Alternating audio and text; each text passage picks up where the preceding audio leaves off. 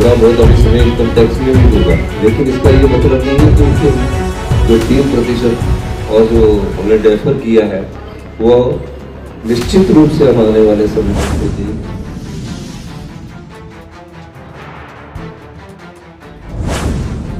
जन्मदिन पर सीएम सुक्खू ने काटा 62 किलो का केक।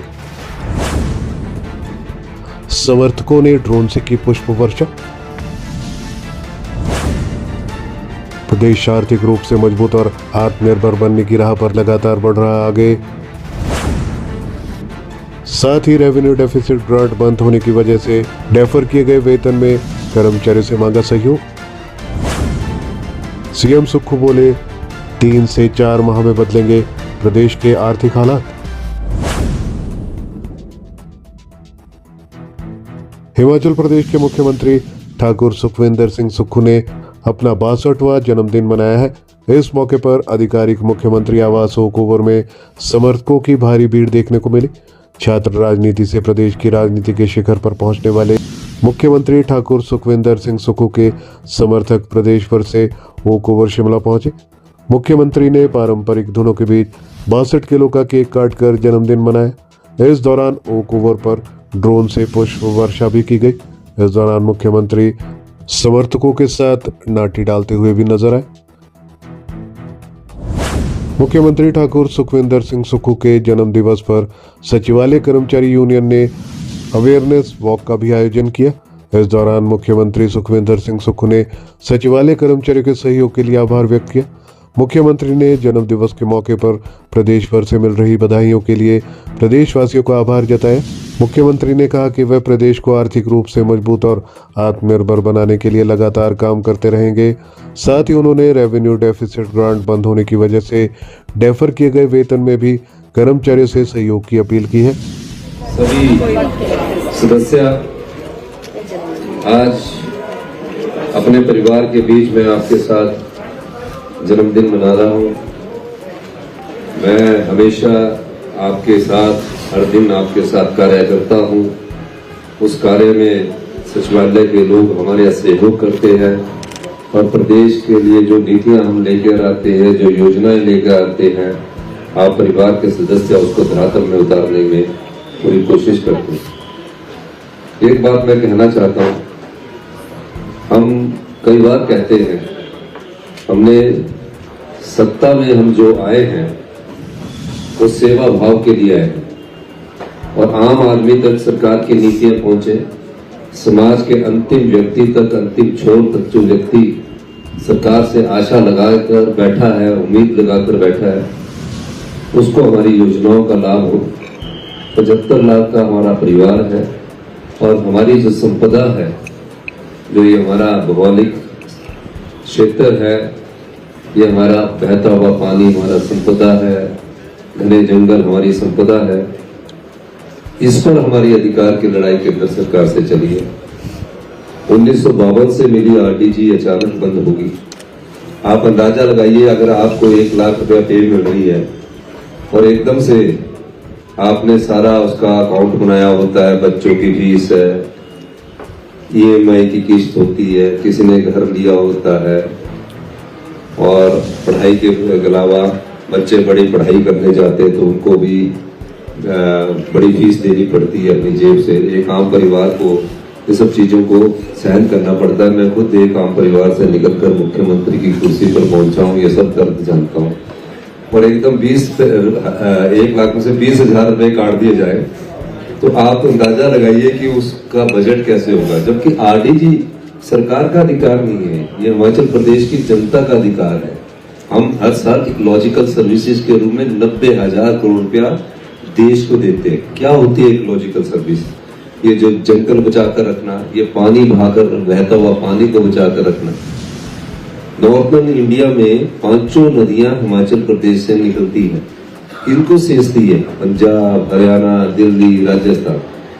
आज अगर फुटबॉल ऑफ पंजाब है तो हिमाचल से निकली हुई नदियों के कारण फुटबॉल पंजाब है। हम उसमें जो रॉयल्टी मांगते हैं कि आपके कर्जे मुक्त हो गए हैं, कम से कम 12% से रॉयल्टी उठाकर 50% दीजिए। हम लैंड रेवेन्यू सेस इसलिए लगा रहे हैं कि वो आपके पैसे हैं, जो इग्नोर कर दिए गए, पर हम उसमें सफलता प्राप्त करेंगे। अभी जब मैं बजट बना रहा था तो मेरे मन में हमेशा एक बात थी कि जो भी हमारे ऐसे कर्मचारी है जिनकी आय हम पे और पेंशन के माध्यम से कम देते हैं, क्लास 3 क्लास 4 को हमने कम टच किया है और क्लास 1 और क्लास 2 को भी बहुत कम किया है। उसका फायदा उन्हें थोड़ा बहुत अभी समय इनकम टैक्स में भी होगा, लेकिन इसका ये मतलब नहीं है कि उनकी हम जो 3% और जो हमने डेफर किया है वो निश्चित रूप से हम आने वाले समय में उनको देंगे, बिल्कुल देंगे। लेकिन थोड़ा सा वित्तीय अनुशासन बनाकर रखना जरूरी है और इसमें बहुत सफलता प्राप्त कर रहे हैं और आने वाला समय हिमाचल का स्वर्णिम समय होगा। थोड़ा सा 6 महीने 7 महीने का समय है।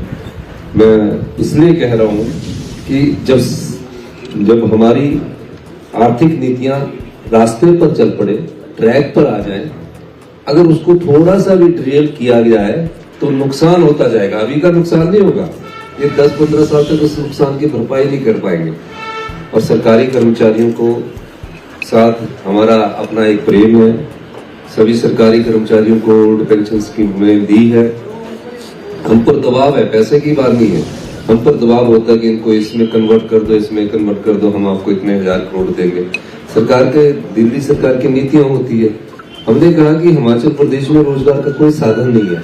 इंडस्ट्रीज है वो हमारे सिर्फ निचले एरिया में लगती है, बीच के एरिया में इंडस्ट्रीज नहीं लग सकती।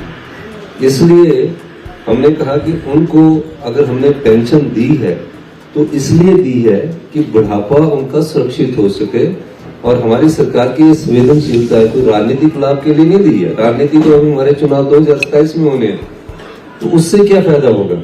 आपके पास रिटायरमेंट के बाद एक निश्चित अमाउंट सरकार की तरफ से मिलेगा और आप अपना गुजारा अच्छी तरह कर सकते हैं। और गुजारे के साथ आपके पोते पोतियां भी होती है, उनका भी गुजारा चला जाता है। तो ये एक परंपरा है, तो इसको हम नहीं बदलेंगे और चाहे कोई भी चुनौती का हमें सामना करना पड़े। लेकिन ये मैं आपको कहना चाहता हूँ कि जुलाई अगस्त से हमारी स्थिति में बहुत तेजी से सुधार होगा और इस सुधार में हम आगे बढ़ रहे हैं। आप सब सचिवालय परिवार का साथ चाहिए।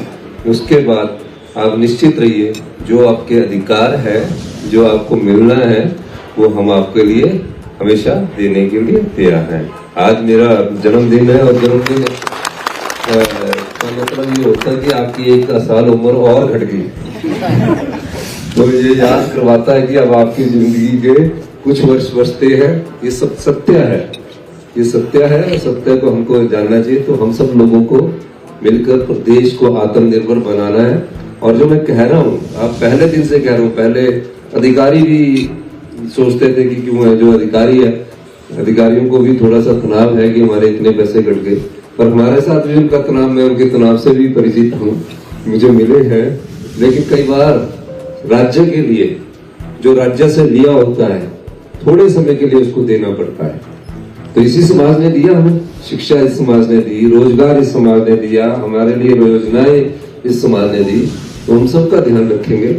थोड़ा सा अगर आपके लिए कट लगा है तो थोड़ा सा सहन भी करना पड़ेगा। आने वाले समय में 2-3 महीने में और भी हम फैसले कर रहे हैं। पर जुलाई अगस्त से मुझे लगता है कि हम पूरी तरह ट्रैक पर आ जाएंगे और जो चीजें हमने की है उसको हम अमली जामा पहनाएंगे। मैं खुद बहुत मेहनत कर रहा हूँ, मेरे मंत्रिमंडल के सदस्य मेहनत कर रहे हैं, आप लोग अधिकारी जो है ये सब मेहनत कर रहे हैं। तो यही मैं कहना चाहता हूँ। और इन प्यारे बच्चों का जो बेटी और बेटा हमारे सामने खड़े हैं, इनका भविष्य बहुत उज्जवल होगा, क्योंकि भविष्य की चुनौतियां इनके सामने होगी। तो ऐसी शिक्षा प्रणाली मजबूत करनी पड़ेगी ताकि ये बच्चे विश्व की सभी चुनौतियों का सामना करने के लिए तैयार रहे। इसलिए हम बदलाव के दृष्टिकोण से आगे बढ़ रहे हैं, व्यवस्था परिवर्तन से आगे बढ़ रहे हैं। आपका बहुत बहुत धन्यवाद। सीएम सुक्खू ने कहा है कि प्रदेश में आर्थिक समृद्धि की शुरुआत हो चुकी है। आने वाले समय में सरकार और अच्छे फैसले लेगी। जन्मदिवस के मौके पर मुख्यमंत्री ने प्रदेशवासियों को आश्वासन दिया है कि आने वाले 3 से 4 महीने में प्रदेश की आर्थिक स्थिति बेहतर होगी। मुख्यमंत्री ने कहा है कि उन्होंने आम जनता तक पहुंचने वाला बजट पेश किया है। इस जन्मदिवस के मौके पर प्रदेशवासियों को आश्वासन देना चाहते हैं कि वे प्रदेश की आर्थिक स्थिति को बेहतर करने और राज्य को आत्मनिर्भर बनाने के लिए लगातार काम करते रहेंगे। मुख्यमंत्री ने कहा कि उनका जीवन संघर्षों से भरा हुआ रहा है, चुनौतियां हमेशा उनके साथ चलती है। उन्हें चुनौतियों से लड़कर आगे बढ़ने में आनंद आता है। उन्होंने चुनौतियों से पीछे हटने के बारे में कभी नहीं सोचा, बल्कि चुनौतियों के साथ चलकर उन पर विजय पाई है। यही उनकी क्षमता और सबसे बड़ी ताकत है। इस दौरान मुख्यमंत्री ने प्रदेश की जनता से उन पर प्यार और आशीर्वाद बनाए रखने की भी अपील की है। वहीं प्रदेश में बिजली नीति से जुड़े फैसलों पर मुख्यमंत्री ने कहा है कि बिजली क्षेत्र में ये सुधार की शुरुआत है। पिछली भारतीय जनता पार्टी की सरकार ने बिना सोचे समझे बिजली पर सब्सिडी दी। बिजली पर सभी को सब्सिडी दे दी गई, जिसमें बड़े होटल भी शामिल हैं। उन्होंने इस व्यवस्था में सुधार किया है। मुख्यमंत्री ने कहा कि राज्य सरकार बिजली बोर्ड को अपने खजाने से 2500 करोड़ सब्सिडी देती थी। उनकी सरकार ने इस व्यवस्था में सुधार लाया है।